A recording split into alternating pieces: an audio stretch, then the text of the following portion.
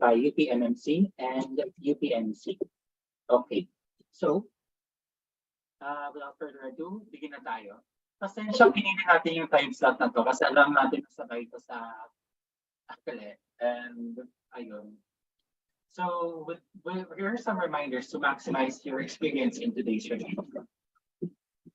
1. Prepare your note-taking materials and application. We tend to forget things easily, so we recommend writing down notes from the review. Please keep your cameras and microphones off for the duration of the review. If you have questions during the discussion, you could put your questions in the chat box. So ngayong araw, if you have any questions, please direct them to George. Hi, George. Kita niyo ba si MBAN 109, George? Siya yung naka-like react ngayon, siya yung sendan niya ng mga tanong. Wag sa akin kasi hindi ko makikita yung mga messages niyo. So this review shall be live streamed through the MBAN 109 YouTube channel for educational purposes. You may go back to the recording after the review. And this shall be a day 2-day review. So ngayon ang day 2. However, you can still view the recording at the MBAN 109 YouTube channel if you will not be available in one of the days. So kung may kilala kayo na hindi available ngayon, don't worry. Sabihin nyo lang sila, okay, pwede sila tumingin sa YouTube channel. Lahat ng recording, nandyan lang yan. Okay? Sige. So, without further ado, start na tayo sa pagtackle ng problems natin sa ngayong araw. Ang problem number 7 natin for the LE2 ay pag-evaluate natin ng following integrals. So, wait lang Ang integral from 0 to 4 of the absolute value of x cubed minus 8 dx. Ang indefinite integral ng 3x plus 9 all over 4x squared plus 8x plus 13 dx. At ang integral from e to e squared of dx over x square root of 4 minus ln x squared. So as usual, we'll start by recalling some important things and facts about anti-differentiation. So meron tayong mga theorems about anti-differentiation. It's kind of a mouthful, no? So I can't really read all of them.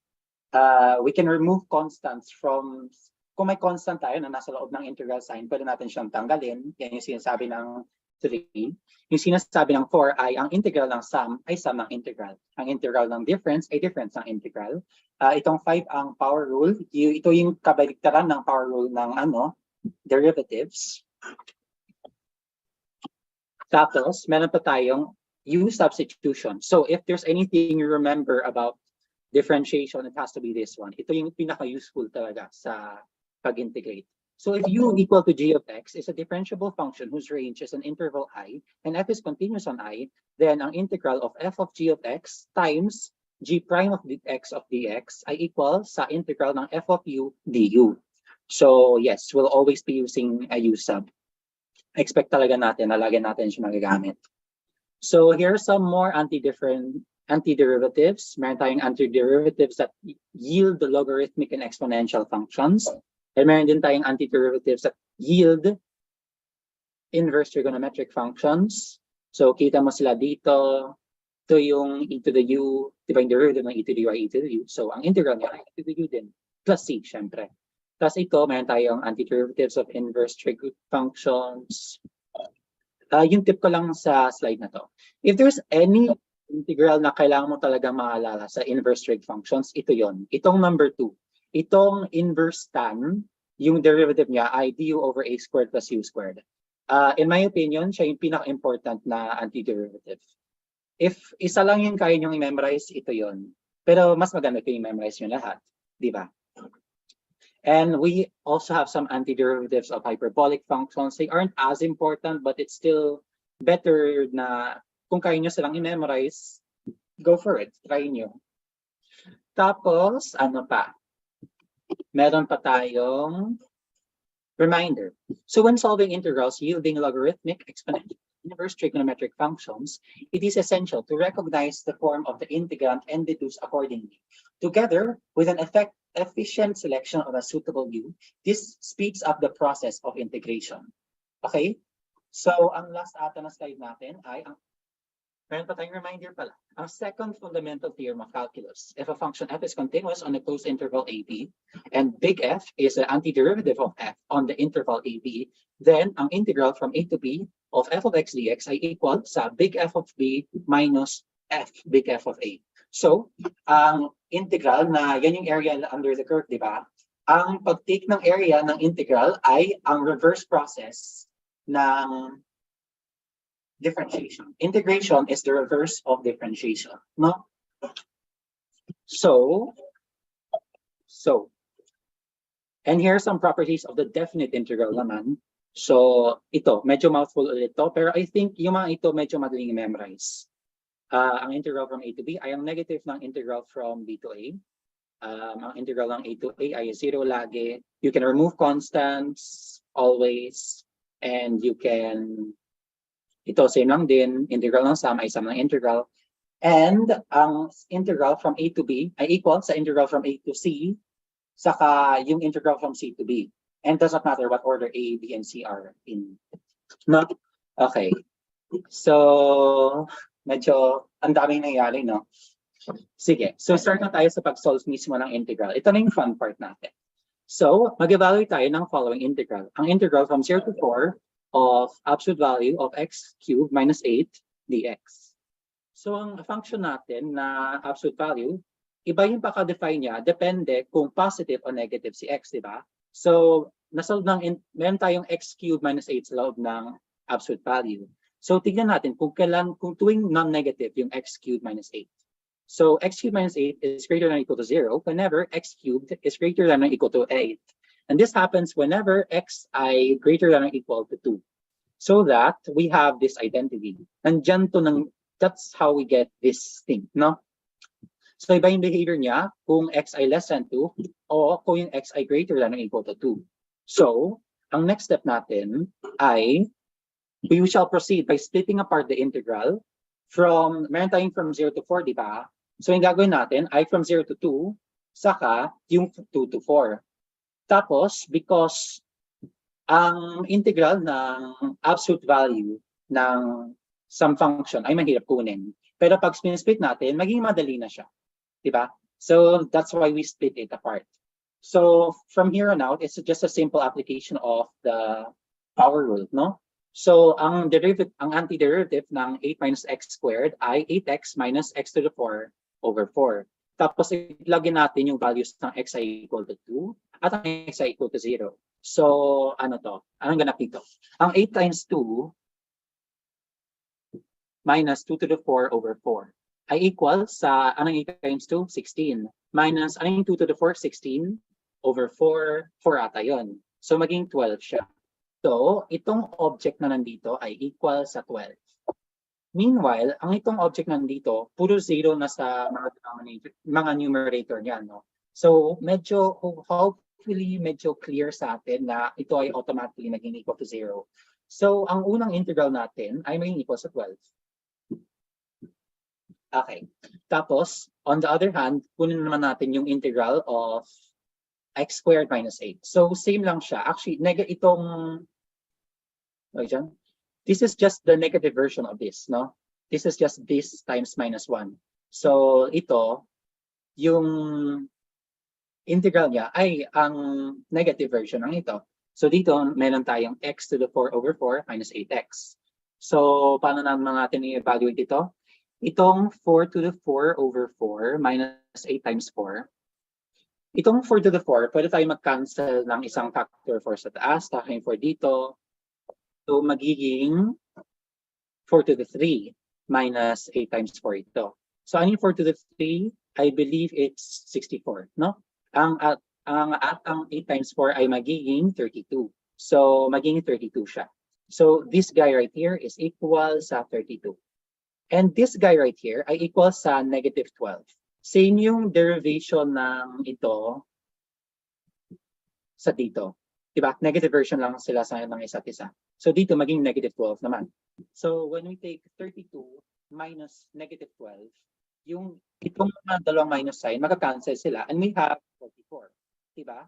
So finally, integral from 0 to 4 ng absolute value ng x cubed minus 8 dx ay equal sa 12 plus 44 ay magiging 56.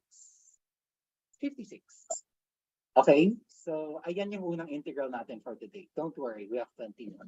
But before we proceed, does anyone have any questions? George, Okay. may nagsabi ba sa'yo? Yes, meron isang question. Good afternoon po. Yung upper integral po ba is hindi kasama sa domain? For example, since yung absolute value po x less than 2, so hindi po kasama yung 2, pero yung function pa rin po nun yung gagamitin for the integral from 0 to 2? Yes. Yes, actually. Oo. I'm not sure if clear siya bakit ha, pero balik na tayo. Oh no. Ang dumi. Pwede ko na ba, wait lang, can I erase this stuff? Yung mga drawings ko, pwede ko ba i-erase? Okay, see. Clear natin. So, yes. Actually, wala tayong paki. Okay, when we take integrals, di ba, we're actually taking a bunch of, ito yung ginawa natin basically. So, mayroon tayong point from 0 to 2, tapos mayroon tayong integral from 2 to 4, di ba? So, yung pwede mangyari dito ay mukha siyang ganito. Actually, when x is equal to 2, how do you say this? When you take an integral na definite, lahat ng gaganap ay gaganap sa isang interval, di ba? So it turns out, you don't really care about what happens at the endpoints of the interval. All you care about is what happens in between. Kasi that's what integration is. It's taking an area. Klaro ba yun?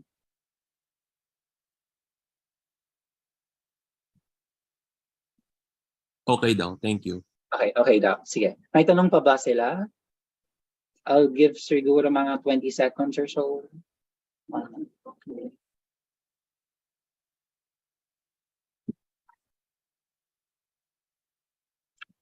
Tan tan tan tan tan tan tan tan tan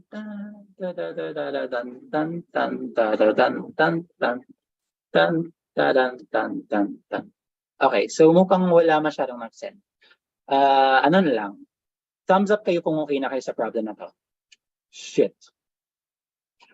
Okay, sige. Proceed na tayo. So usually makikita kayo ng absolute value sa exam ninyo. I can't guarantee, pero more likely than not, meron kayo. So, ayun, proceed na tayo. So ngayon, ang next na gagawin natin ay evaluate natin yung integral na to. So 8x plus 20 all over 4x squared plus 8x plus 13 dx. So it's never a bad idea to begin by completing the square on the denominator. In my opinion, it's always a good idea kasi, di ba, meron tayong derivative ng arctan I1 plus x squared plus 1.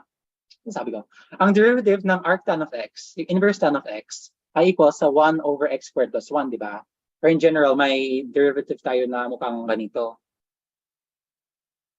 Squared plus a squared du ay equal sa arc 1 over a inverse tan of u over a, di ba? Yung point ko dito is usually madaling i-integrate yung mga function na may ganitong muka sa denominator. So ito, square siya plus another square, di ba? So mag-complete tayo ng square. Ayun. So, to do this, we want to write 4x squared plus 8x plus something, let's say a is a perfect square. Diba? So ano bang a? Well, if we take the square of ax plus b, yung makuha natin ay a squared x squared plus 2abx plus b squared, di ba? So if ang a squared natin ay equal sa 4, kasi gusto natin same ito saka ito.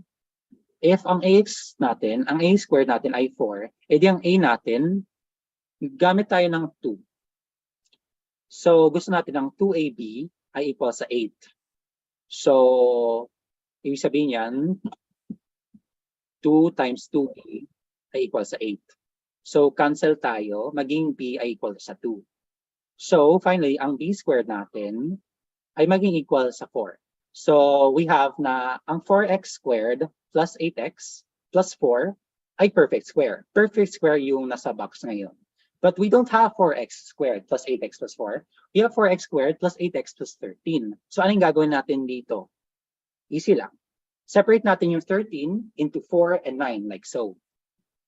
4x squared plus 8x plus 13 plus 4, excuse me,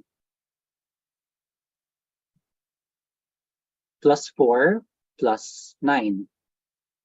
And we can rewrite this as 2x plus 2 squared plus 9. So that's where we get this denominator, no? On the other hand, yung numerator naman, paano siya? Well, we have 8x plus 20 ay equals sa, ano siya? 8x plus 8 plus 12.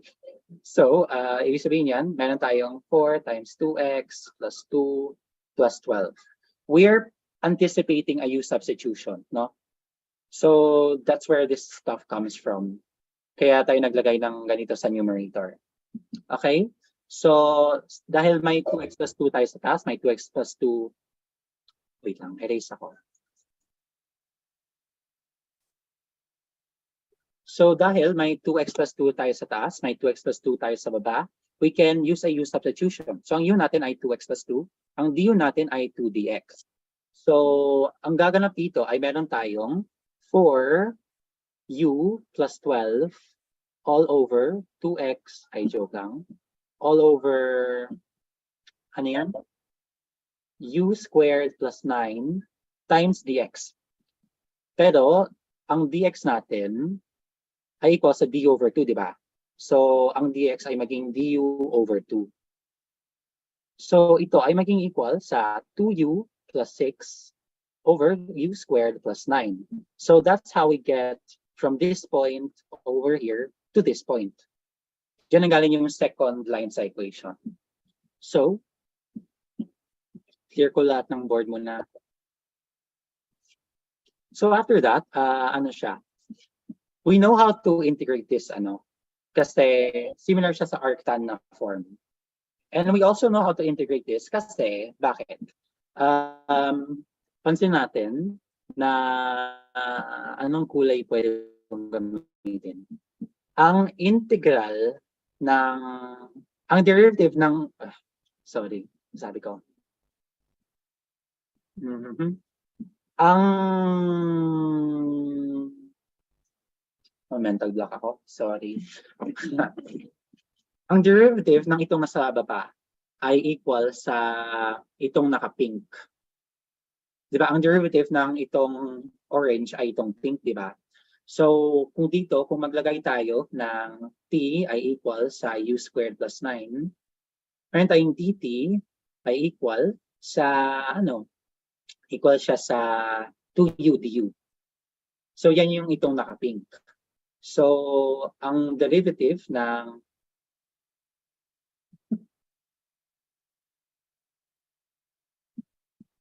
bagal ko, t over dt ay maging equal sa ln of t.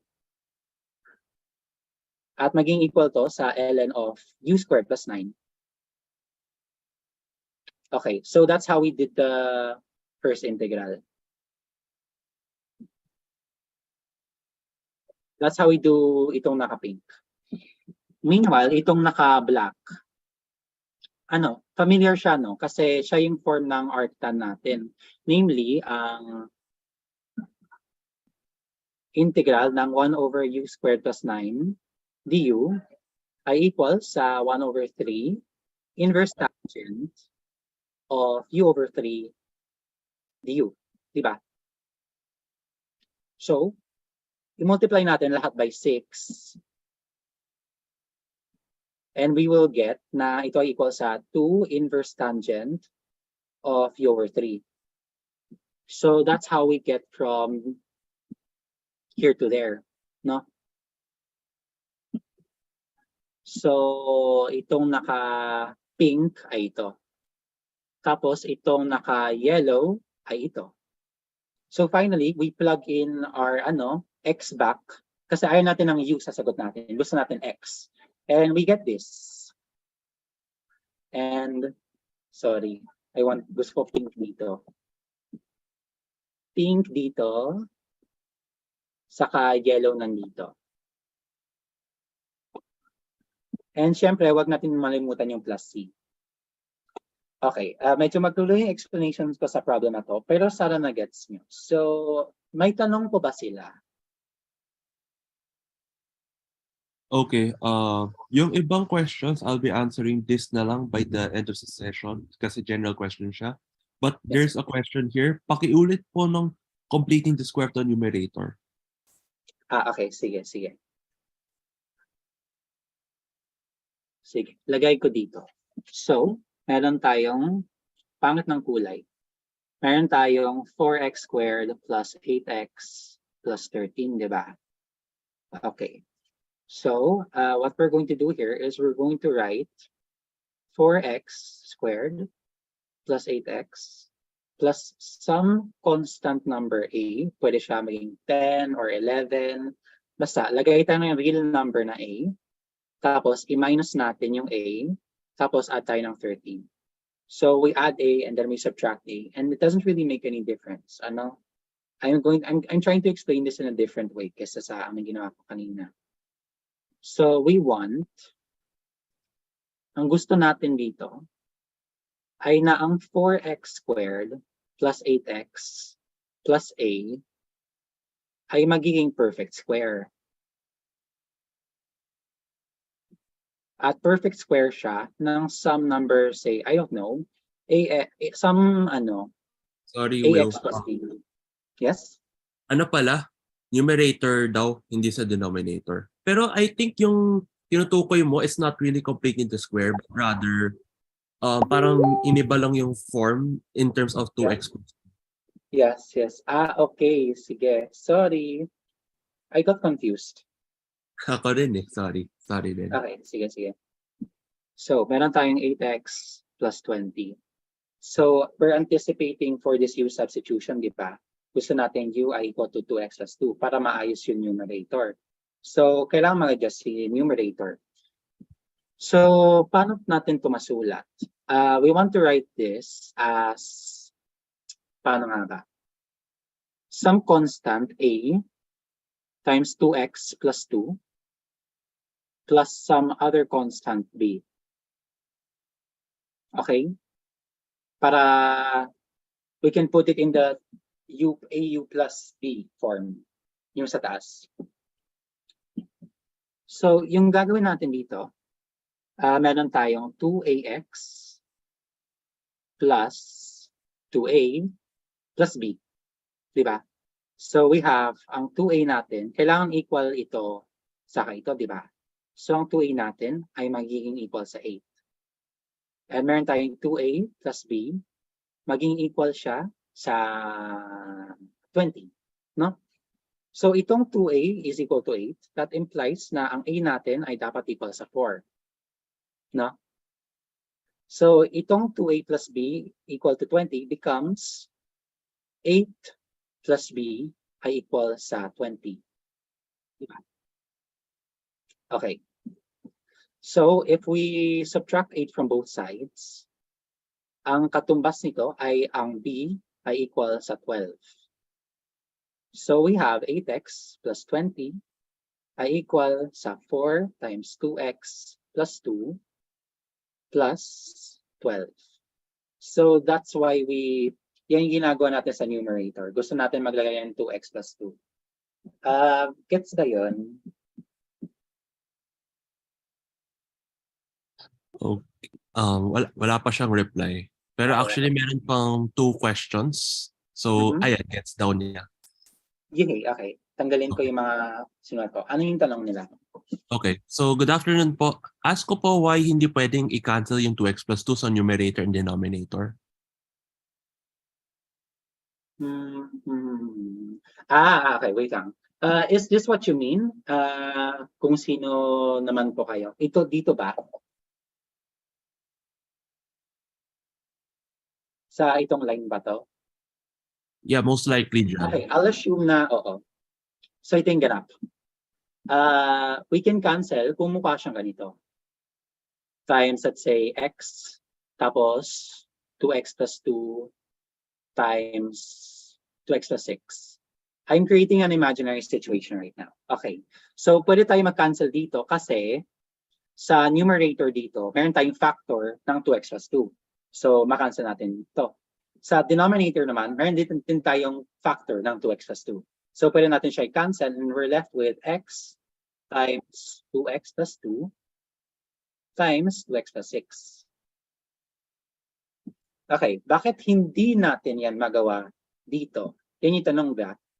Yan yung tanong, di ba? Okay.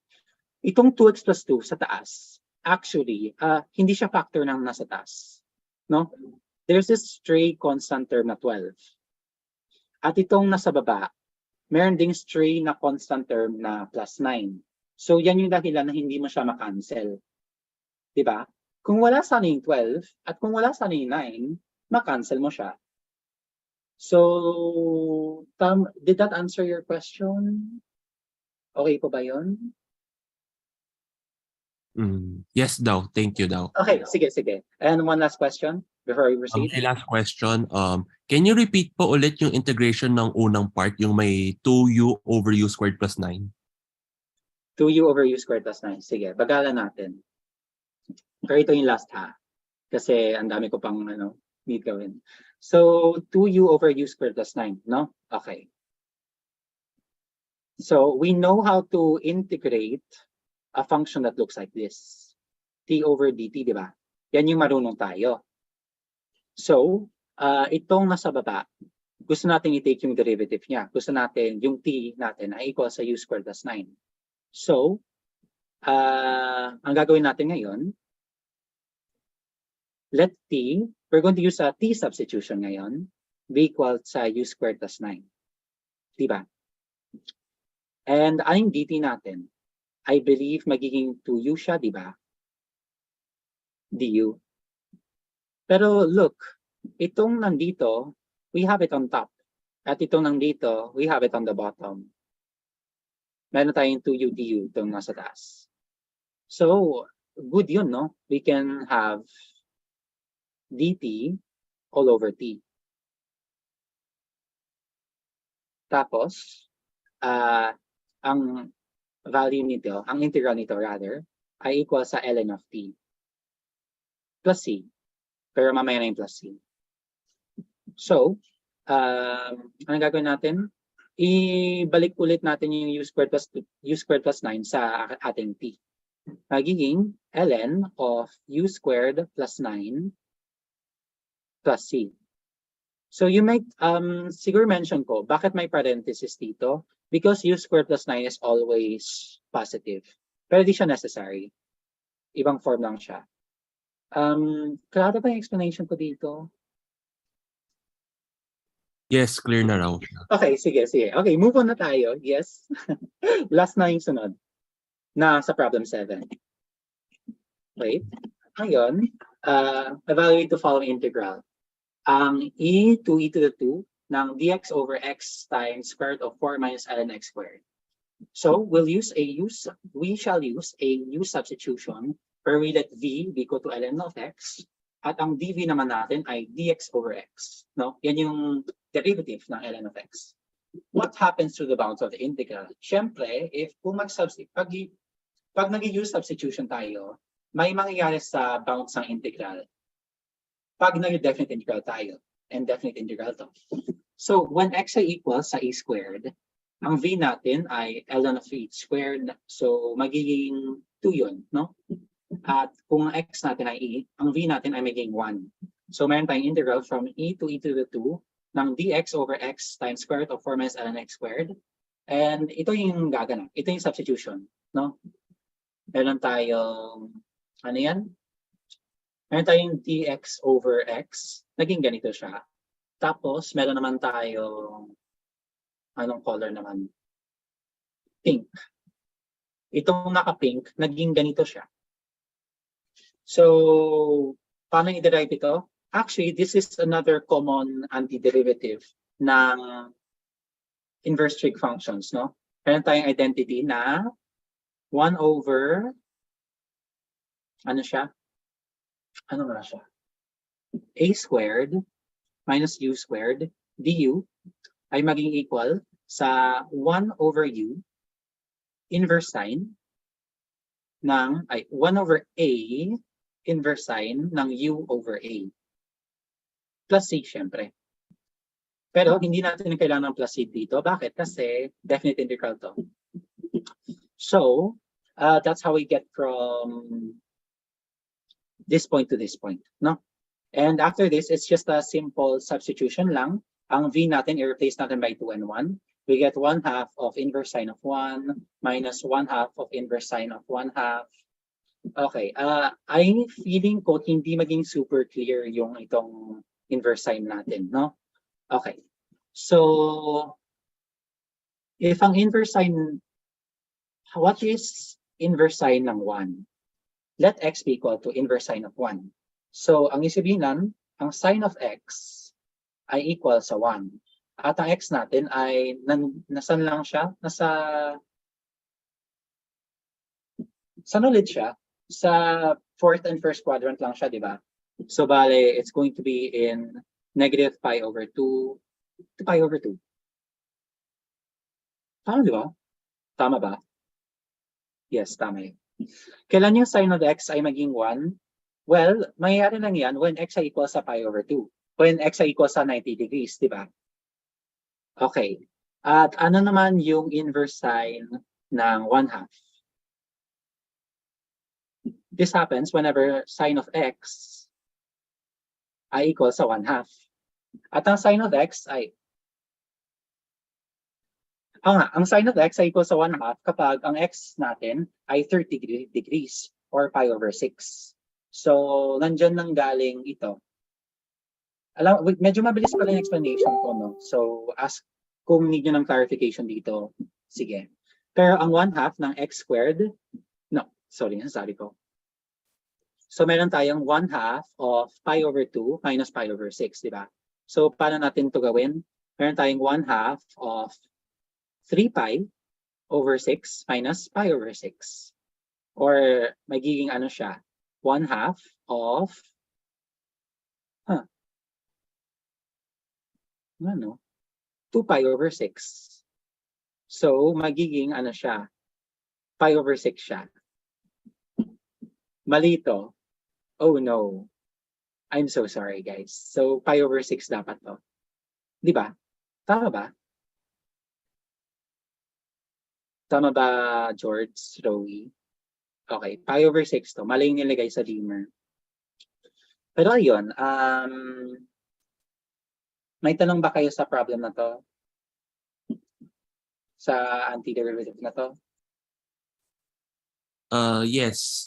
Actually, may dalawang questions. Actually, yung iba, compiled siya.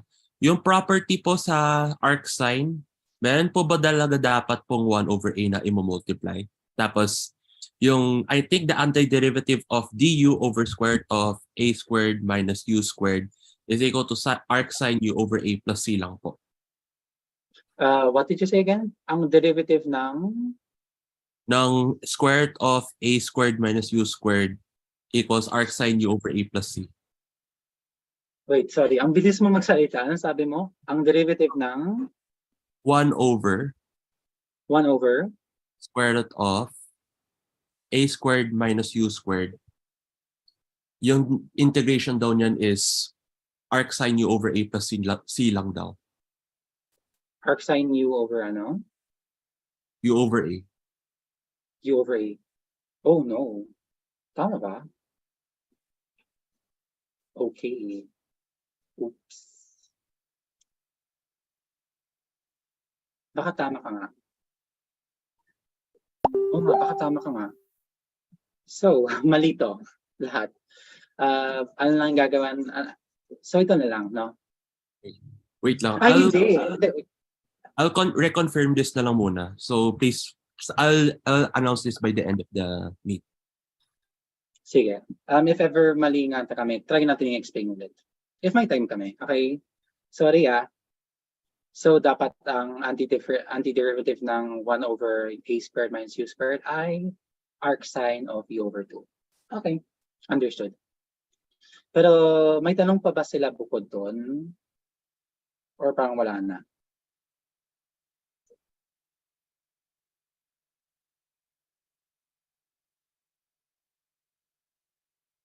Okay, so mukhang wala na. None so far.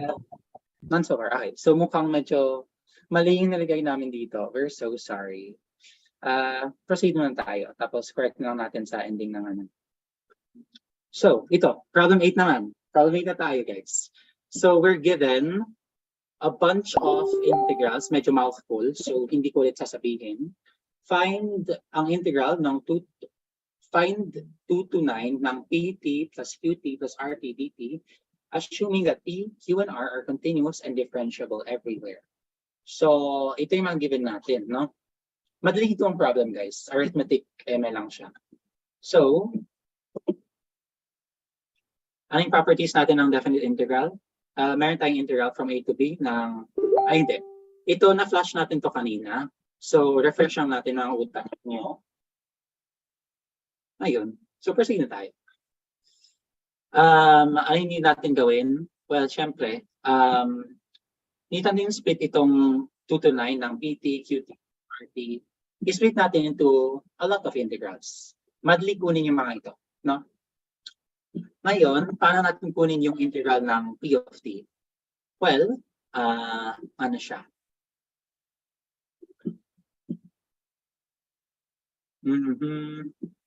Tignan natin ito. This implies na, ito pala. This implies na 1 over 27 ng integral of 2 to 7 ng P of T dt ay equal sa 729 over, nasabi ko. Sorry, I said this very strangely. Tingnan natin ito. If we divide both sides by 27, we get the integral from 2 to 7 ng PT dt ay equal sa 729 over 27. So, ibig sabihin yan, anong 729 over 27? 27. No? So, yan yung itong part. At itong integral ng 7 to 9 ng PT dt ay given lang talaga. Okay, medyo weird yung ganap dito, pero ito kasi. So, meron tayong integral ng 2 to 9 ng PT dt ay equal sa integral ng 2 to 7 PT dt plus ang integral ng 7 to 9 ng PT dt. So, yan yung ginagawa natin. I-split natin sa 7. Okay? So, nandyan nang galing itong first integral. Ang integral ng 2 to 9 of PT dt ay equal sa 90. So, next naman, kunin natin naman yung sa, Q of T. So, ang integral from 2 to 9 ng QT dt ay equal sa integral, ang integral from 2 to the 9 ay equal sa integral from 2 to pi plus yung integral from pi to 7 plus yung 7 to the 9. So, ano yung given natin? Meron tayong 2 to the pi na, saan siya? Nandito, di ba? Tapos, meron tayong, wala tayong pi to the 7. Meron tayong 7 to pi. So, ang 7 to pi natin, makikita siya dito. And finally, meron tayong 9 to 7. Yung gusto natin 7 to 9. Wala tayong 7 to 9. Meron tayong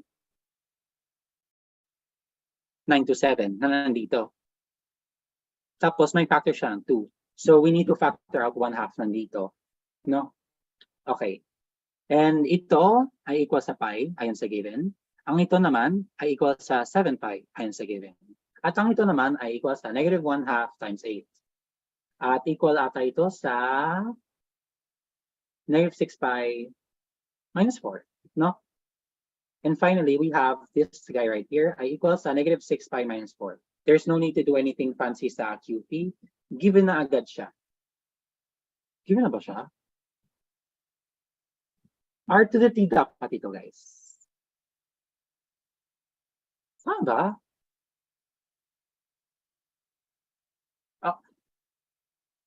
May typo naman kami sa slide. Okay, sige. Basta, proceed muna tayo. So, when we put all of this together, ang integral from 2 to 9 ng ito ay equal sa ito. And ang ito ay equal sa dito. Ang ito naman ay equal dito. At ang ito naman ay equal dito. So when we add all of these guys together, we're left with this. Maraming typo sa slide na to. Sorry.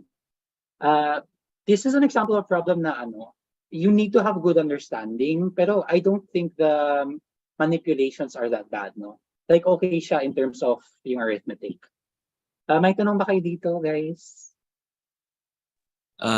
May isang nag-ask, yung dito, I think dito yun sa from pi to 7. Actually, isn't it 7 instead of 7 pi ba yun? Saan ba? Dito, yung sa integral from 7 to pi ng q of t dt. Isn't it just 7, not Okay. 7? Ito, typo siya. This it was, okay, wait lang tignan nyo to. Typo ito. Dapat 7 pi na may ganito. Yung nangyari, 7 colon pi. So, typo siya. 7 pi talagang given. Yes. Oh, okay daw. Okay? Yan. Correct namin to pagka, kaya di natin to mabigay agad yung slides kasi need ng corrections. Iba naman, may tanong ba sila? Isang problem lang tayo. Tapos si Rowie naman yung mag-explain. So mukhang wala na. Okay, like kayo kung wala na kayong tanong sa problem na to. Wala akong masyadong nakikita sa Okay, meron naman pala. Okay, sige. Clear ko lang yung board and ito yung last problem na i-discuss ko. After this, pwede na ako matulog. Yes. So ang problem 9 natin, meron tayong big f of x ay equal sa integral from 1 to the x to cosine pi of x ng itong object na to, dt. So una, hanapin natin yung derivative ng f prime of t. So we have a derivative of an integral. And dito sa 2 naman, what is the value of f of 1? So standard integration problem lang siya. Okay, need ko medyo mabilisan kasi we're running out of time. The first fundamental theorem of calculus states na if f is a real value function and f is a continuous function on open interval I containing a, then for every x in the interval, ang derivative ng integral a to x ng f t dt ay f of x. Tapos ito, this is the chain rule applied sa first fundamental theorem of calculus. Okay? So, ayun, proceed na ako. So, una, differentiate natin ang f of x. So, paano natin to gawin? Well, kailangan natin siyang i-split into 2 integrals. Base natin siya sa 0. So, ang integral ng 1 over x to, ang integral ng 1 to the x times 2 cosine pi of x ay magiging integral ng 0 to cosine pi of x minus ang integral from 0 to 1 of x. So, yan yung ganap natin dito. Anyari dito ba? Kasi, ang sine squared, t plus 2 sine t plus 1 ay equal sa sine t plus 1 squared. So, kaya may ganito tayo dito. Yan yung nangyari sa denominator. No? Okay. Tapos, yung gagawin natin ay i-plug lang natin yung mga function, no? So, ang unang gagawin natin dito sa orange ay kailangan natin i-plug yung cosine pi of x.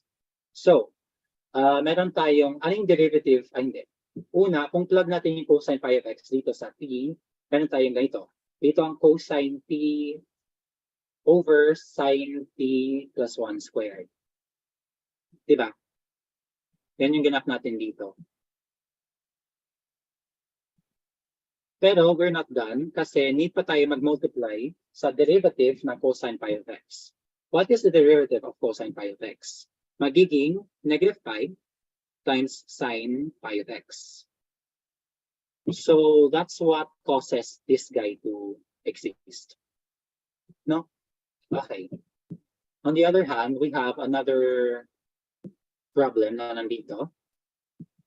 Excuse me. Ito naman, meron tayong 1 over x, di ba? So, kung i-plug natin yung 1 over x sa t, ito yung mga katumbas nun.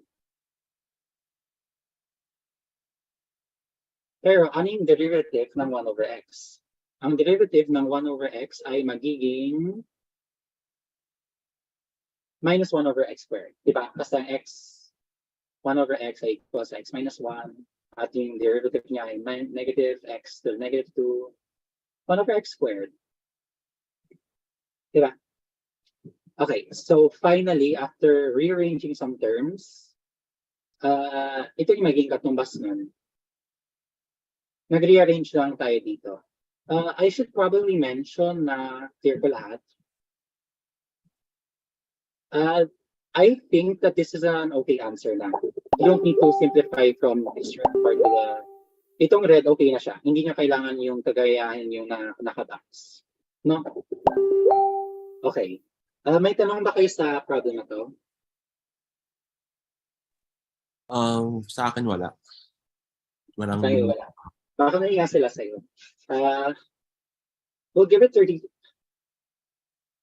Kung wala pang nag-send sa George, I think we should go on to the next one kasi we're running out of time, no? Yes. Sige, proceed na tayo. Here pa lahat. Finally. May nagtanong ba? Wala pa rin. None. Okay, sige. Ano lang, like kayo kung clear ito sa lahat. Sorry, medyo mabilis yung explanation ko dito. Lalo, ang daming hindi naka-like. Ibig sabihin yan, hindi siya clear sa maraming tao. No. Well, okay lang. Proceed muna tayo. So, ngayon, ang gagawin natin ay kailangan natin evaluate ng f of 1, no? So, paano natin evaluate ng f of 1? Actually, standard integration problem na lang to, no? Okay. So, meron tayong cosine of pi of 1, cosine of pi times 1, meron tayong 1 over 1. Magiging ito ay negative 1. Ito ay 1 din. Yan yung nangyari sa bound sa atin.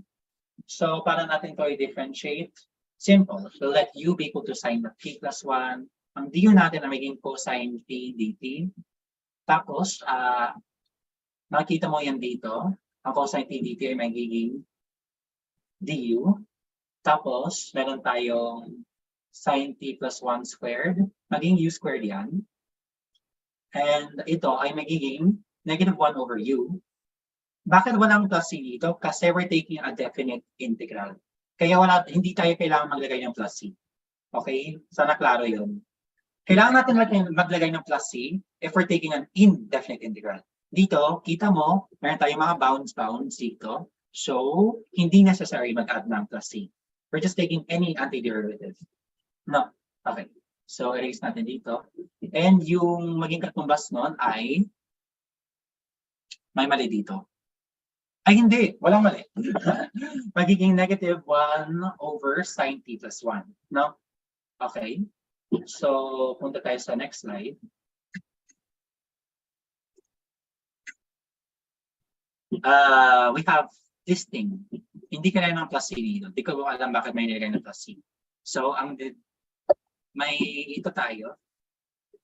We plug in t from 1 to negative 1. And we get this guy right here. And after some simplification, we get this. And after even more simplifying, we get this, no? And after even more simplifying, we get this. Medyo nagsiskip ako ng maraming steps, no? Pero, nasasabi ko. Sige, magsigot. So, ang negative 1 over sine of negative 1 plus 1 plus 1 over sine 1 plus 1 ay equal sa negative 1 over, parang natin i-handle itong sine of negative 1. Ang sine of negative x ay negative sine of x. Kasi sine ay even function. So, meron tayong negative sine of 1 plus 1, no? And here we have 1 over sine of 1 plus 1. So, ang ganap natin dito is, if we cancel sa itong guy na to, ay wait lang. So, itong naka-highlight ngayon, we can cancel a negative 1 sa top and bottom, no? And yung mangyayari dito ay 1 over sine 1 minus 1 plus 1 over sine of 1 plus 1, no? Okay. And ito ay maging equal sa ano yung least common denominator nila? Actually, equal siya sa sine squared 1 minus 1. Ano siya? Sum ng dalawang squares. So meron tayong sine 1 plus 1 over sine squared 1 minus 1 plus ito naman sine 1 minus 1 over sine squared 1 minus 1. And maging equal siya sa at natin itong mga numerator squared 1 minus 1. This thing and this thing are the same lang. Actually. Pwede ka multiply top and bottom by negative. You get negative 2 sine 1 ay equal sa 1 minus sine squared of 1. Pangit ng sulat ko. Pero sana klaro kung ano yung nangyayari. Pero I will comment na kung ako, math prof ako, di ako math prof, okay na ako sa naka-pink. Excuse me? Okay na ako dito. It's a good enough answer. Itong naka-final answer, itong naka-box na nandito, pang-simplify lang talaga siya. Pero sa akin, I think okay na yung pink. We don't have a lot of time to simplify our answers, no? So, ayun. May tanong ba kayo sa item na to? Sa buong problem 9? Baka may tanong din kayo sa kaninang part na hindi nyo natanong in time. Hello. Hello, meron sa Sorry. bakit po naging negative 1 over yung integral? Saan? Bakit naging? Negative 1 over yung integral. Negative 1 over u integral. Bakit naging negative 1 over u integral? Okay, balik tayo sa previous slide. Wait lang. Dahil dito. Kasi ang 1 over u squared ay equal sa u to the negative 2, di ba? So, ano yung reverse power rule? We will take 1 over negative 1 times u times negative 1. So, ano siya? In general, yung u to the n, yung integral niya, ay magiging 1 over n plus 1 times u to the n plus 1. So, ibig sabihin yan, ang u to the negative 2 du ay magiging 1 over negative u plus 1 u to the negative 2 plus 1. Or magiging ano siya? 1 over negative 1 times u to the negative 1. Maging equal siya sa negative 1 over u. Sorry, mali yung sulat ko. Klaro ba para sa nagtanong? Yes daw, thank you. Okay, sige. May tanong ba kayo? Pwede about sa problem 9 in general?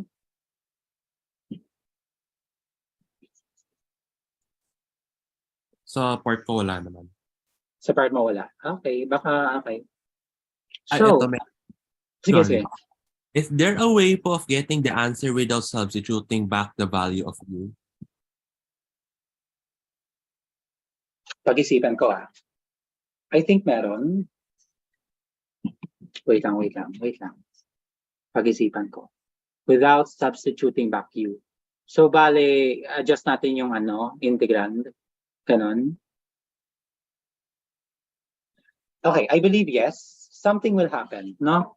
So, ano siya? Yung dito, yung integrand natin dito ay 1, di ba? Yung ito naman ay negative 1. So, if ang u natin, clear po yung mga ito. Excuse me.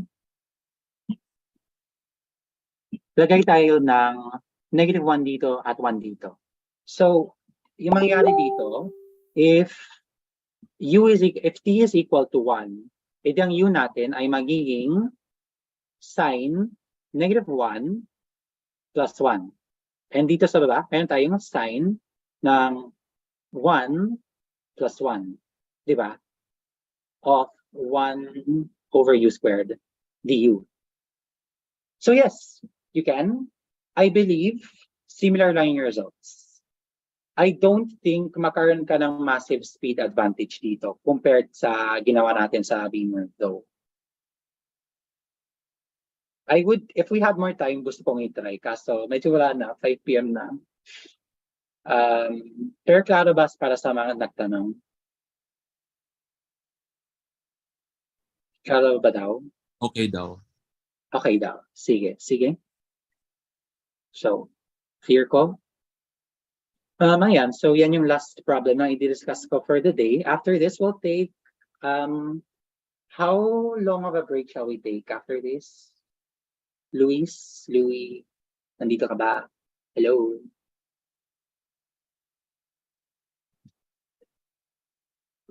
Hello? Hello, we'll have 5 minute short break Okay, sige. and we'll start at 5:05. So, ayun lang yan. Okay. Thank you guys so much for listening to me. Tigil ko na yung screen share. Ako si Limi. It's been a wonderful time discussing with you guys. Yes. Si Louie naman yung sunod. Bye guys. Nandito lang pa rin ako sa chat box. Don't worry. Okay, sabi ko na ako. Thank you guys. For the other questions, I'll just be answering them if we still have time later at the end of the session. Thank you.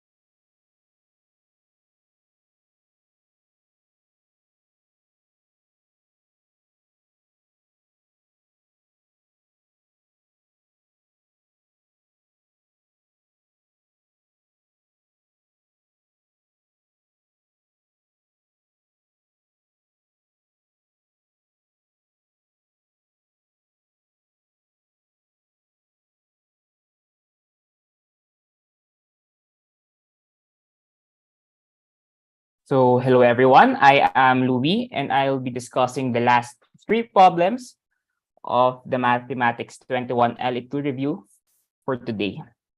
So, the last 3 problems of our review will be about the applications of integrals, specifically on the area, on finding the area of bounded regions by graphs, getting the arc length, getting the volumes of solids, and the mean value theorem for integrals. So let's start with problem number 10. So we'll start na. So we are given a region R bounded above by the circle x squared plus y squared is equal to 8, and bounded below by the parabola y is equal to square root of 2x and the x-axis, which is equal to y is equal to 0. We need to show, or we need to set up a sum of definite integrals equal to the area of R, and we will set up a definite integral that is equal to the arc length of the portion of R bounded by the graph of the circle x squared plus y squared is equal to 8. And we will be evaluating the said integral. So, okay, so let us recall first how to find the area of plane regions. Actually, we have two methods to get the area of plane regions. First is the vertical rectangles and the horizontal rectangles. So for the vertical rectangles, we will consider two functions f and g such that f of x is greater than g of x for all x dun sa closed interval a na hinahanapan natin na area. And let R be the region bounded by the graphs of y is equal to f of x and y is equal to g of x between x is equal to a and x is equal to b. Then the area is equal to the definite integral of f of x of the definite integral from a to b of f of x minus g of x dx. So for visualization, ganito ang itsura niya pag vertical rectangles. And then kaya siya vertical rectangles kasi kukunin natin yung vertical rectangle na dito. Wait lang, lakihan natin to. Kukunin natin itong vertical rectangle dito. Kunyari rectangle yan, guys. Okay, perfect rectangle siya. So, yan. Using natin. So, yan ang kukunan natin if we are looking for the vertical rectangles. So, next, we have the horizontal rectangles, which consider the functions f of g. These functions are in terms of y, such that f of y is greater than or equal to g of y for all y in the closed interval CD. And let R be the region bounded by the graphs of x is equal to f of y and x is equal to g of y between y is equal to c and y is equal to d. Then the area of R is equal to the definite integral of from c to d of f of y minus g of y dy. So for visualization naman, if we have horizontal rectangles, ganito siya. And then, kapag vertical rectangles, alahanin nyo, it's right minus left. Okay, so ito siya. So it's right. Yung f of y mo, siya yung nasa right. And si g of y mo, siya yung nandun sa left. So, ganito yung magiging itsura niya. Ganyan, kapag mag-i-evaluate ka, mga ganyan. Perfect na lang yan na rectangles. Like that. And this is from C. Wait lang, sorry. And ito yung C. At ito naman yung D. Ganyan yung pagkuha ng sa horizontal rectangles. So, isa pa ang kailangan nating i-recall to answer problem number 10 is getting the arc length. So, getting the arc length is we will consider a smooth function on the f on the closed interval AB. Then the arc length of the curve y is equal to x, y is equal to f of x from x is equal to a to x is equal to b is given by the definite integral from a to b ng square root of 1 plus the derivative of y with respect to x squared. Tandaan nyo yan, dx.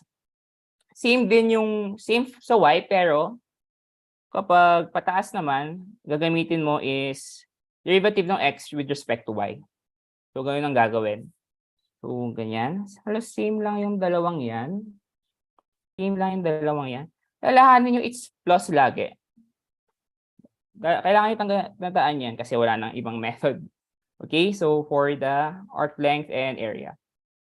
So now we will answer the problems. Okay, so first is hanapin natin yung area bounded above by x squared plus y squared is equal to 8. And y is equal to square root of 2x and the x-axis.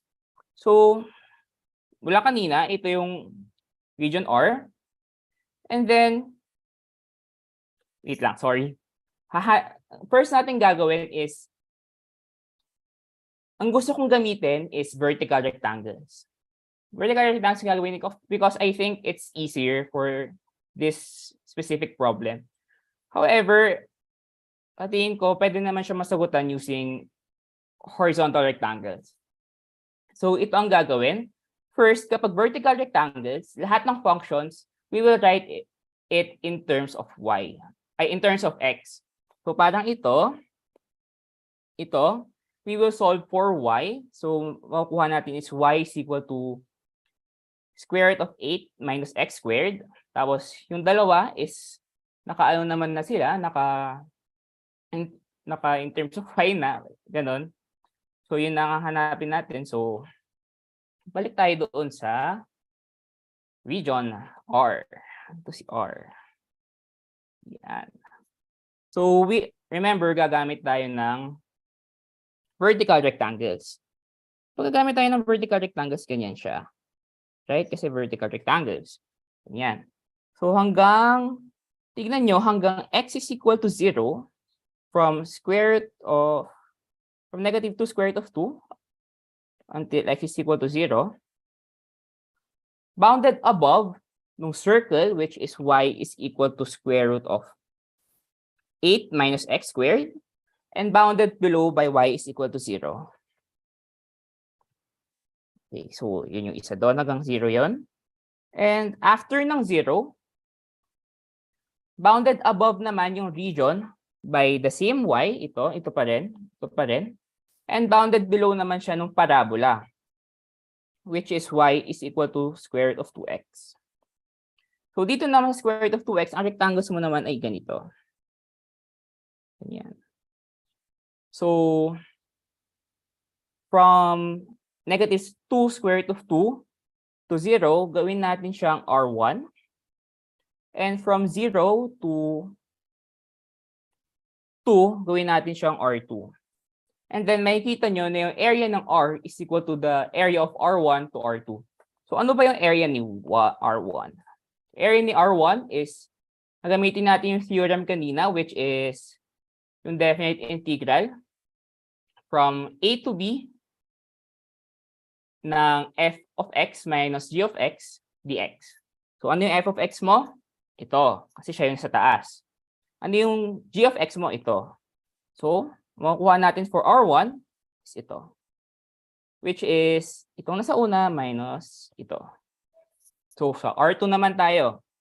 Let's focus on the area of R2. Bounded above siya ng ito. And bounded below siya nito. So, kapag kukunin natin yung area niya, we will have ito minus ito, which is ito siya. And adding those area, which is equal to the area of the region R, i-add mo lang siyang buo and then yan na yung sagot mo. Sa mga ganitong problems, be careful. More often na ginagawa ng profs is set up questions lang. Pero minsan kasi pinapa-evaluate din nila, like the second problem, which is ito naman nag-set up tayo and then mag-ano rin tayo and we will also evaluate. Dito hindi tayo nag-evaluate ng so we just set up the definite integral. So yun, sorry, madami na. So alalahanin natin ano ulit yung kailangan. The arc length is equal to square definite integral from a to b ng square root ng 1 plus dy over dx squared dx. For this specific problem, I think pwede mo naman gamitin kahit since almost same lang din yung makukuha mo. Para magpapalit lang itong dalawa, I think, if magpapalit lang yung x and y. Hindi pala natatanggal yun. So, yun. So, ang first na kailangan natin gawin is we will find dy dx. Yan, hahanapin natin si dy dx. So, dapat alam niyo to since tapos na yung LE1, nandun yung derivatives. So, as an exercise na lang siguro, hanapin niyo na lang ito. Verify na yung dy dx ng dy dx nito is equal to dito. Okay, verify na lang yon. Tapos i-apply na lang natin ito. So, ano ba yung bounds ulit niya? Ang bounds niya is cancel. Tanggalin natin ito lahat. Bounds niya is from negative 2 square root of 2 to 2. Sa x tayo titingin na sa x. Hindi pala yung nawawala. Doon tayo titingin sa may x. Okay? Sa may x. Yan. So, from negative square root of 2, negative 2 square root of 2 to 2. Pero kapag y naman yung gagamitin mo, it's 0 to 2. Dito kayo titingin kapag y. Pero sa x tayo, so sa x. Okay? So, babalik tayo. So, ayun. We have that. Yan. So, and we'll have, tanggalin na natin ito. We'll have, kapag i-square mo yan, x squared over 8 minus x squared. Tapos, ang mangyayari dito, hindi pala yung nawawala. Sorry. Yan ay, kaya nakuha yan kasi, ano natin, 8 minus x squared plus x squared all over 8 minus x squared. Kita nyo? This is 1. 1. X. 8 minus x squared. Diba? So, yun na. And then, matatanggal itong si x squared kasi minus x squared plus x squared. Sorry. Then, we'll be left with that. That one. Ito. So, yun na. Yun na yung evaluate natin. Siguro kahit kung ano nang nakasanayan nyo siguro na gamitin nyo for that. But, dito kasi ang ginawa is 1 over. Dito ang ginawa dito is, kaya naging ganyan guys, kasi nag-multiply tayo ng 1 over 8 over 1 over 8. Para ito magiging 1. Para ito, 1 yan. Pag multiply mo dito, makuha mo si 1. Ito, multiply mo dito, yan. So, kapag ganyan yung form, equal naman yan sa, diba? Wait lang, sorry guys. Yan.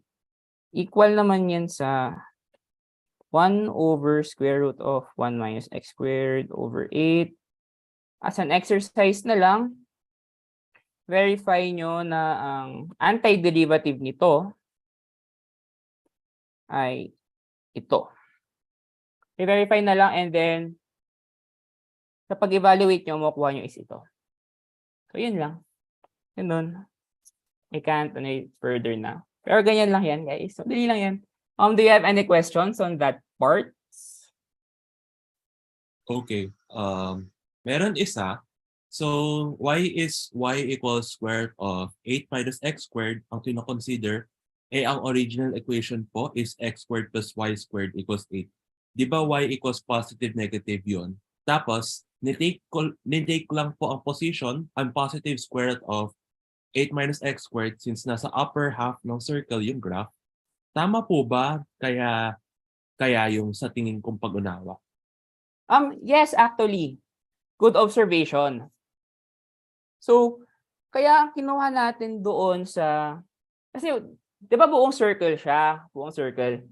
So, kapag hahatiin mo siya sa y, we have yung sa taas na semicircle, that's positive square root of 8 minus x squared. Yung sinabi mo nga, that's right.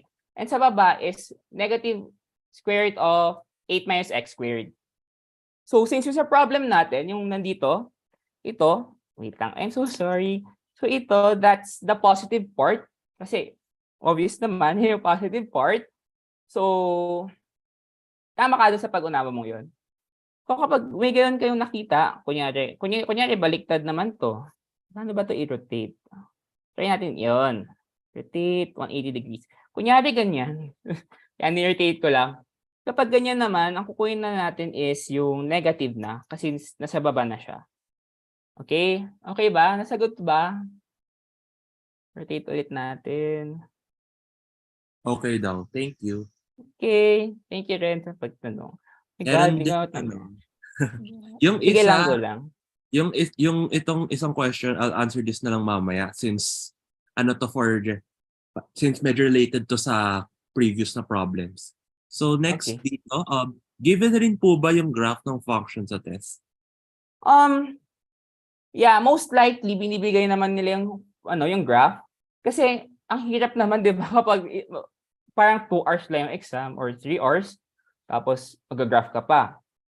So yeah, most likely pero kung hindi kung hindi man siya ibigay dapat familiar kayo sa mga graphs ng kunyari circle, parabola, hyperbola, mga ganun from your pre-calculus. Yeah, kaya dapat di mo kinakalimutan yung from pre-calc mo. So yun. Yeah. Follow up din, kapag points of intersection given daw din sa exam. Actually, oo. Yeah, given din. Yeah. Pero kapag hindi, kung hindi naman given, masasolve mo naman eh. Kunyari ito, sige, itong dalawang ito, kunyari, wait lang, nawala yung, nandun na pala, sorry. So yan, yung dalawang yan. Points of intersections yung dalawang yan. I-equate mo lang yung dalawang y, we will have square root of 8 minus x squared is equal to square root of 2x. Yan na yun. And then, solve for x, 8 minus x squared is equal to 2x. Tapos, meron na tayong x squared plus 2x minus 8 is equal to 0. Gamitan nyo na lang ng yan. Gamitan nyo na lang ng quadratic equation. So, yun. Be sure to, dapat alam nyo pa rin yung mga quadratic equation, mga ganun. Since magiging very helpful yon in the future. Diba? Or yan lang muna. Meron pa bang question?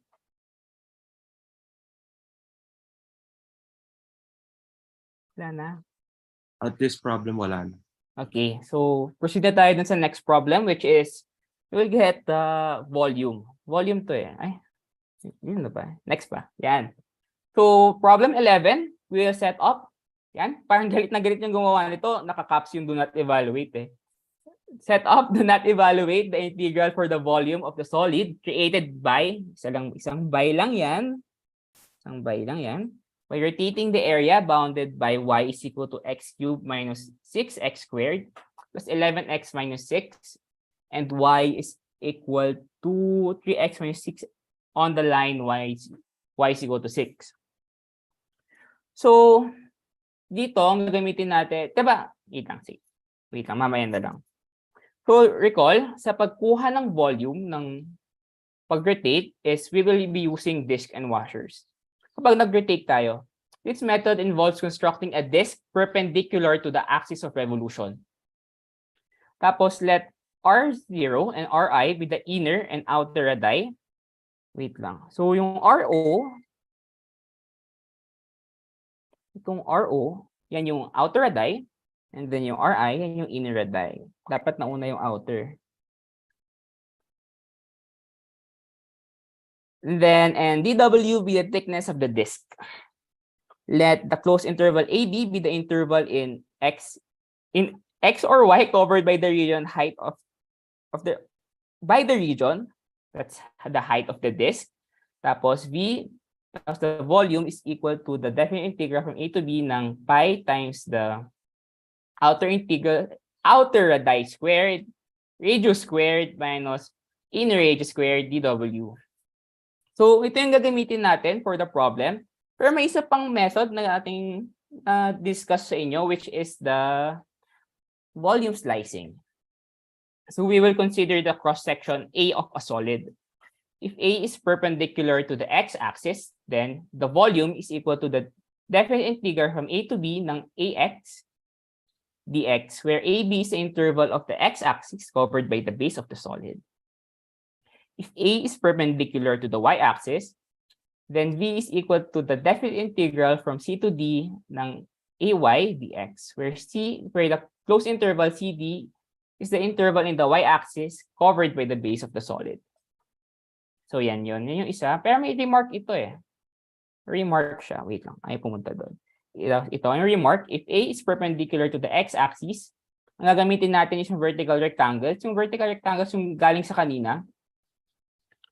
From problem 10, yun yung gagamitin natin. Tapos if y naman is perpendicular to y-axis, horizontal rectangles naman yung gagamitin natin. Itong Ang ginagamit, bibigay din sila. Pero yun, mag-solve tayo. Hanapin na natin yung volume.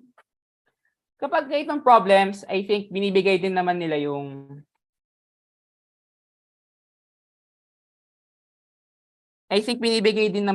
graph.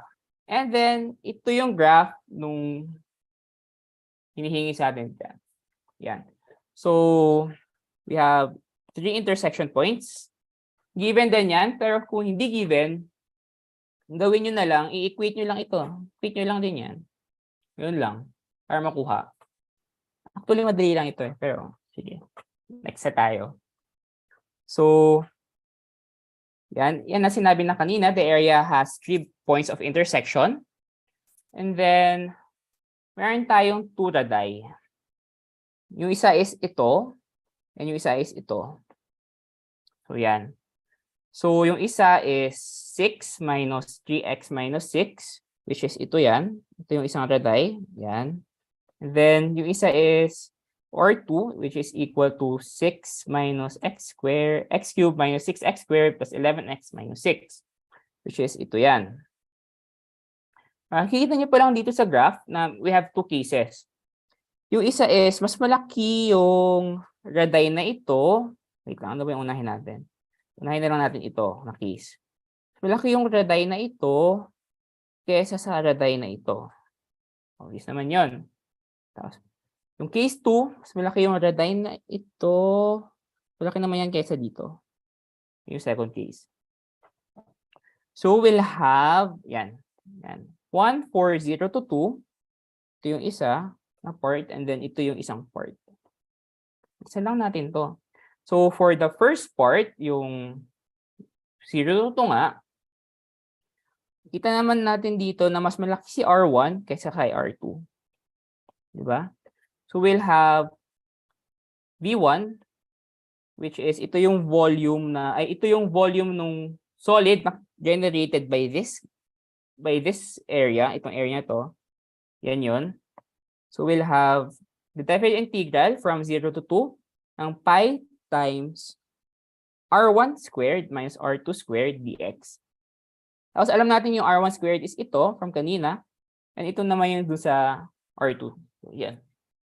Yung makukuha. Yung V1. So, V1, ito yung V1 kapag inikot mo siya. Paano ba yung pag-ikot niyan? Parang ganyan. Parang ito yung area, tapos inikot mo siyang pa ganyan. Ano na nakikits nyo? Parang ganyan yung pag-ikot niyan eh. So, ganun yung pag-ikot. Okay? So, yun. Yung next naman, yung V2, same din. Pero sa V2, sa volume 2, makikita mo naman na balik tayo doon ulit. Sorry guys, baka nahihilo na kayo. Ito naman siya. Makikita natin na mas malaki yung R2 sa R1. So, we'll have R2 squared minus R1 squared. So, V2 is equal to the definite integral from 2 to 4 ng pi times quantity 6 minus quantity x cubed minus 6x squared plus 11x minus 6 quantity squared minus, yan, basta mahaba yan. Tapos, if well-defined naman kung ano yung V1 nyo and V2 nyo,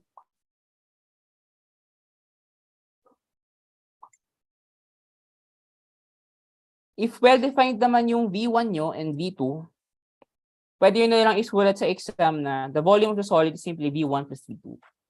Basta, define nyo V1. Pero may kulang dito eh. Tapos sabihin nyo na lang siguro na let V1, let V2 be the let V1 yan. V1 be the volume.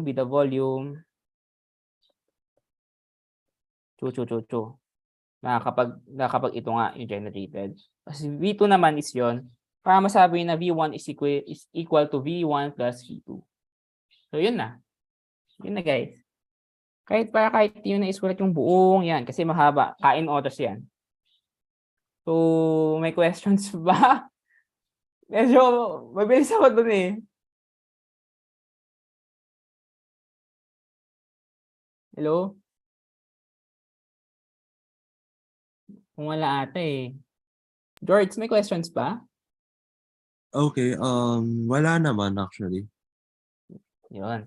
So, this method is disk and washers. Hindi ito yung method ng... No method yun? Volume splicing. We'll try to give a volume splicing na problem doon sa samplex na i-release namin. So, abangan nyo na lang yung samplex. Sorry. So, we'll go na to our last problem, which is problem number 12. Let F be... Bakit may is? I'm so sorry. So, yan. Tanggalin natin yung is. Let F, capital F, be the antiderivative of a function F. If F of X is differentiable everywhere, if F of X is differentiable everywhere and F1 is equal to 4 and capital F3 is equal to 16, determine the average value of F of X in the interval 1, 3. So, yung ganitong problems, I doubt na magbibigay sila ng ganitong problem sa exam. But this problem is about the mean value theorem for integrals. So, ano ba yung sinasabi ng mean value theorem for integrals? Ang sinasabi niyan is, if the function f is continuous on the closed interval ab, then there exists a number c in ab such that the integral of a to b ng fx dx is equal to fc times a minus b. Ano ba sinasabi nitong equation na to? 'Di ba? Ano ba? Bakit ba may ganyan? So, alam naman natin na ang integral is sum. So lahat ng values from a to b, ab, so parang kumuha ka ng average, 'di ba? So fc is yung average doon sa yung si f of c, siya yung average doon sa interval na yun. So yun. Kaya yun yung gagamitin natin for this problem where pero kailangan natin masatisfy muna yung assumptions. Kailangan yun, guys, kailangan yung masatisfy muna yung assumptions bago nyo gamitin yung theorem. Ano ba yung assumptions ng theorem? F is continuous on the closed interval AB. So, paano natin papapakita yan? Ano ba yung binigay sa atin? Ano ba yung binigay sa atin na kailangan natin gamitin? Yan. Binigay sa atin dito is, if f of x is differentiable everywhere. Diba? From unit 2. Napakita sa atin na if a function is differentiable, then it is continuous. Diba? So, since differentiable yung function everywhere, it is also continuous everywhere. Meaning, continuous din siya doon sa closed interval 1, 3. So, ayun. Pwede natin magamit yung mean value theorem for integrals. So, there exists C. Ano ba yung C na yan? Arbitrary, kahit anong number yan. C in 1, 3. Kasi nasa 1, 3 pala yung C, hindi pala siya kahit ano. Such that f of c times 3 minus 1 is equal to the definite integral from 1 to 3 f of x dx. In short, f of c is the average value of f of x in the interval 1, 3. So ito na yan. Yan siya. We'll have that. O, kunin natin muna yung antiderivative nito. Ano ba yung antiderivative ng f of x? It's f. Diba? F. 2. Okay na yan. Evaluating from 1 to 3, f of 3 minus f of 1. Ano ba yung f of 3 natin? Saan ba yun? F of 3 natin is 16 and f of 1 natin is 4. So 16 minus 4 is 12 over 2, 6. That's, yan, tapos na. Yun na. Yun na guys. Tapos na agad. And that ends our review. Joke lang. So may questions pa ba? Dito sa mean value theorem for integrals? Sa part na to, wala actually. Okay. So that's all in my part. So good luck sa inyong And then good luck sa inyong exam, guys. Konting push na lang. And then do you have any general questions? Ayan. Ako na bahala sa part na to. So, bale, let me go back dun sa sinasabi nila na arc sign. Pwede ba ako mag-share screen, Rowie?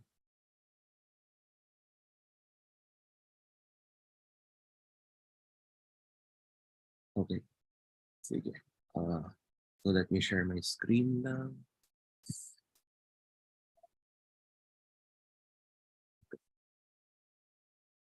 So hello.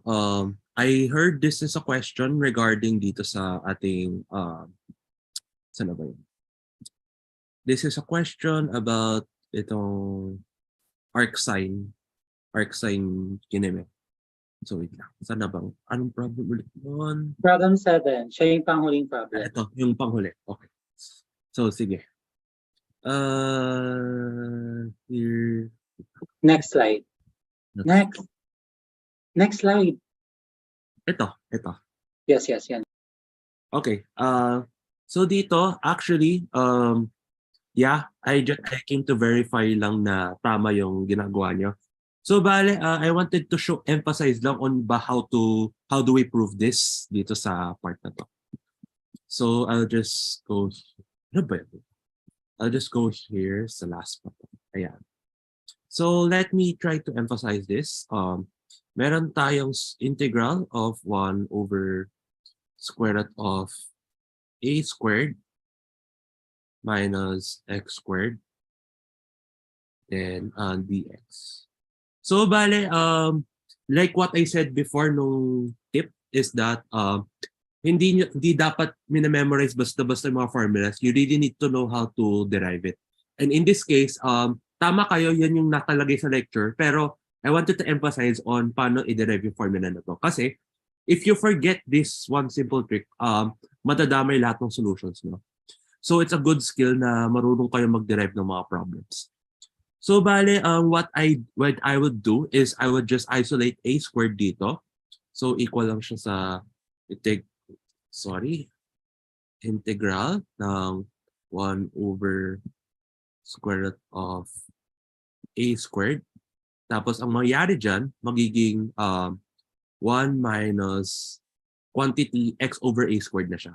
Kasi pag hiniwalay mo yung a squared, lalabas na may denominator tong x squared natin na a squared. Kaya, and by exponent rules, pwede mo na siyang i-isolate yung squared. So this equals lang sa 1 over a, kasi square root, magiging ano lang to, 1 over square root of a times square root ng itong quantity 1 minus quantity x over a squared. So pwede ko nang ihiwalay yan. So this is 1 over square root of 1 minus x over a squared. So ayan.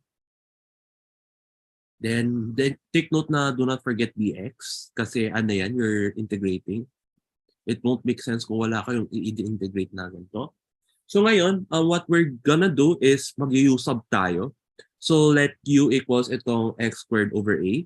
Tapos I believe yung makuha mong du equals dx over a. So bale, this implies na ang ating dx natin is simply a du. So mangyayari is that kung a du yan, pag pinalitan mo to, magka-cancel nga indeed yung a dyan sa labas at saka yung a sa loob. Kaya ano lang to, integral niyan is actually arc sign ng u plus c and eventually mapupunta na siya sa arc sign of u over a plus c. So tama kayo dun, pero I wanted to emphasize dito sa isang problem. Wait lang, balikan natin. So I think this was problem 10.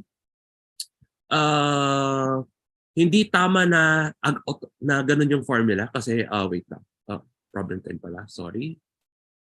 But dito, okay. So dito, take note na ang form natin is 8 over 8 minus x squared. Hindi siya 1 over square root of 8 minus x squared. So bale, another method actually of doing this is pwede mong i-isolate itong square root of 8. Kaya may 2 square root of dun sa labas. Tapos, the usual integration ng 1 over square root of 8 minus x squared, which is itong x over 2 square root of 2. So, yun lang gusto kong i-emphasize dito sa part na to. So, ayun. Hello po sa Prob 10. May correction po ata sa formula. So, dito actually walang correction. So, kasi this is square root of, ano lang, yung nangyari kasi dito is that, wait lang. Ang nangyari dito is that, yung 8 natin, nilipat ko lang siya sa denominator. Magiging ano yan, isipin nyo na multiply both sides by 1 over 8. 1 over 8 all over 1 over 8. Kaya ang nangyari is naging 1 minus x squared over 8. Tapos ginawa ko lang in terms of yung quantity squared. Kaya may x over 2 squared of 2 yan. So bale, if you use sub this, magiging ano lang to, x over 2 squared of 2. So magiging 2 squared of 2 du equals dx. Kaya may 2 squared of 2 dito sa labas. Unlike kanina na walang something sa numerator na same sa denominator. Kaya ganyan. Okay? So, are there any other questions in general?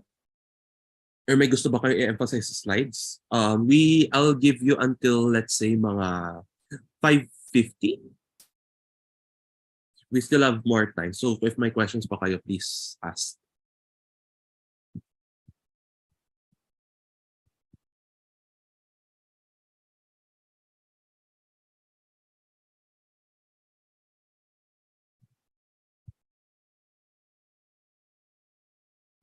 How many items ng LE? Similar sa sinagot namin dati sa unang MBAN.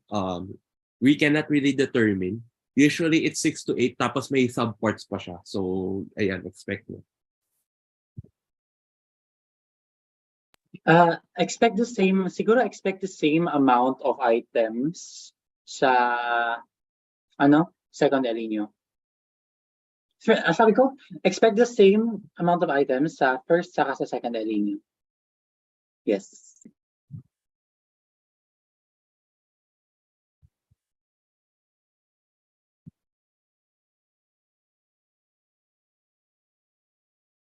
Okay.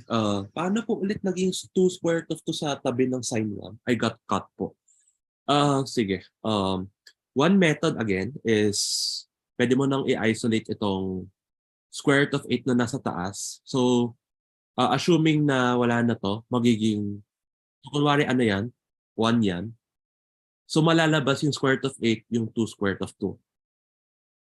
Tapos, by what I said kanina, ang integration lang ng 1 over a squared minus u squared, ay 1 over, quantity squared of a squared minus u squared du is itong arc sine ng u over a plus c. Pero in this case, may constant tayo na lumabas yung itong 2 squared of 2. And another way that we did this is that ginawa kong minultiply ko both sides by 1 over 8 or ibig kong sabihin dun, nilipat ko lang sa denominator itong 8 kaya naging 1 over 1 minus x squared over 8.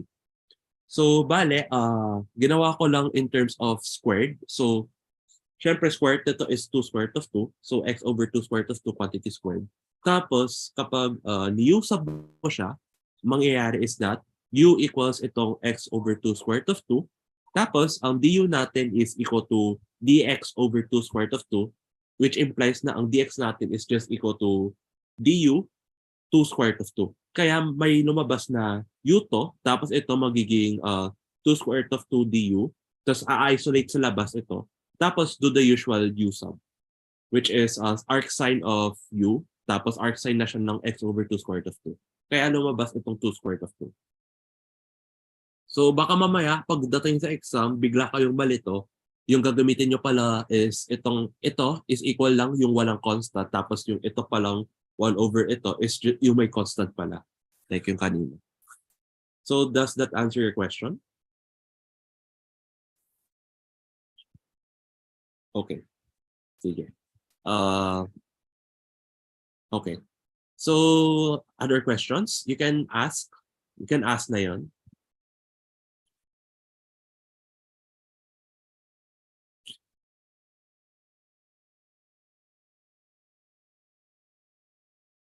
Okay. May nakaligtaan pala akong question. I believe this is in in here. Okay. So why aren't we allowed to use 4 times x plus 1 squared instead of 2x plus 2 squared? I assume it is for integration of arctan, but is it possible to use the former? Okay. Sige, let me try to draw it again. So kung ganyan yung form, yung 4 times x plus 1 squared, magiging 4 times x plus 1 squared plus, I think this would be 4x 8x plus 5 to. Kasi magiging, wait lang. 4x squared plus 8x plus 8 pala dapat to. Actually, hindi dapat x plus 1. Mas actually mas pinokomplika mo sarili mo if you're using 4 times x plus 1 squared. Pero wait lang. Tama pala. So, never mind what I said kanina. So, 4x plus 1 squared plus 9 yan. 4x plus 1 squared plus 9. And kaya hindi natin ito magagamit. Actually, mahirap i-integrate gamit ito. Kung ito yung form ng denominator. Mas madali if ito yung form niya, which is itong 2x plus 2. Kasi mas madaling i-integrate to, magiging arctan naman siya.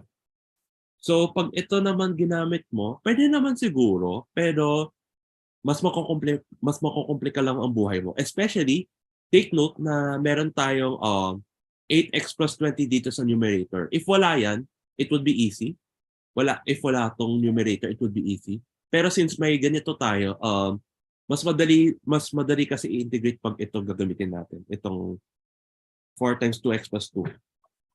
So, yeah, that's my take dito sa part na to. So, sa nagtanong nun, gets ba?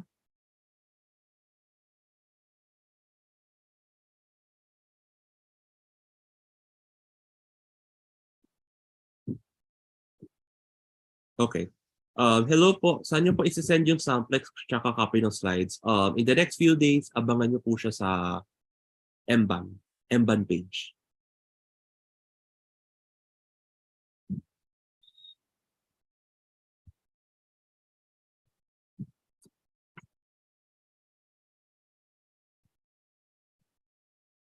Yan. So 2 more minutes. If may questions pa kayo, please ask now since it's the right time.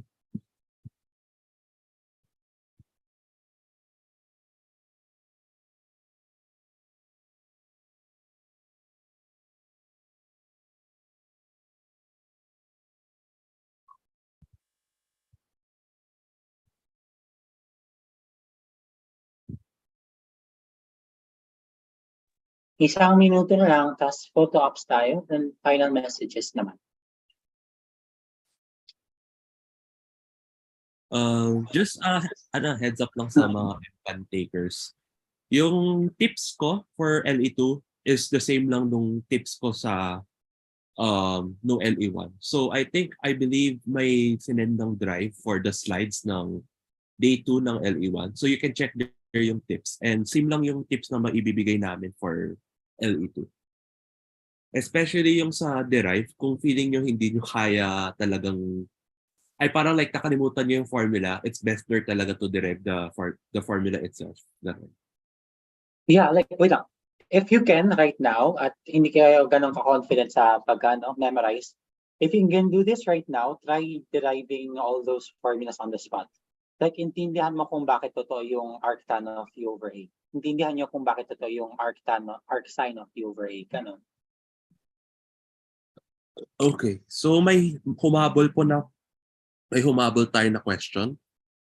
So samplex, I said kanina, ipapost sa MBAN page. Just wait for the further announcements po.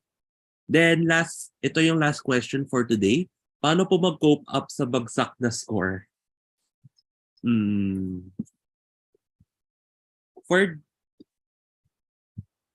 For this, I would say na yung pag-cope up, I would say siguro kailangan bawiin sa next LE. For For Luis at saka Will, Limi, may tips ba kayo for this? May na-DC si Louie eh. Okay. Wait lang ha. Ako, Louie, nandito ka ba? Hello? Nandito ba Hello, si- hello. Anong meron? siguro, let's stop this